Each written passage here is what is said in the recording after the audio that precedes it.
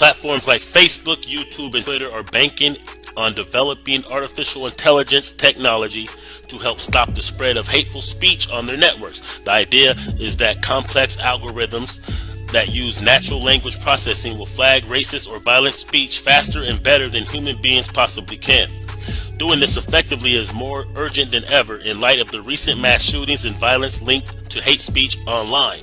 But two new studies show that AI trained to identify hate speech may actually end up amplifying racial bias. In one study, researchers found that leading AI models for processing hate speech were 1.5 times more likely to flag tweets as offensive or hateful when they're written by African Americans, and 2.2 times more likely to flag tweets written in African American English, which is commonly spoken by black people in the US.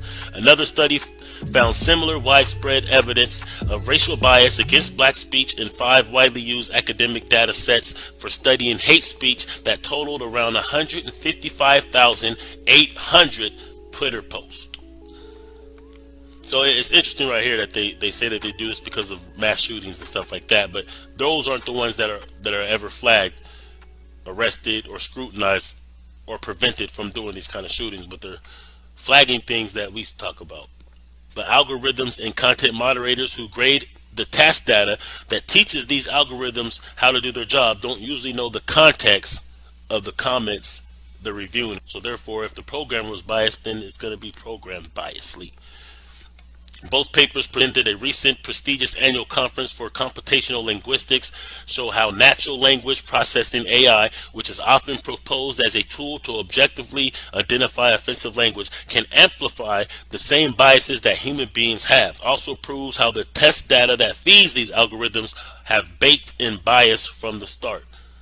That's pretty much what I was just saying. Anecdotally, activists have for some time accused platforms like Facebook of policing the speech of black Americans more strictly than that of white Americans. In one notable case reported by The Revel, a black woman was banned from Facebook for posting the same "Dear White People" note that many of her white friends posted without suffering any consequences.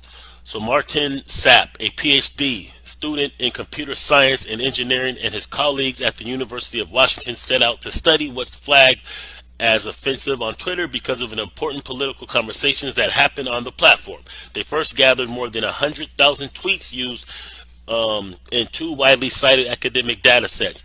These tweets had been hand flagged by human beings with labels such as being hate speech, offensive, or abusive. The results were astounding. Tweets written by self-identified African American users were on the average found to be 1.5 times more likely to be flagged as offensive.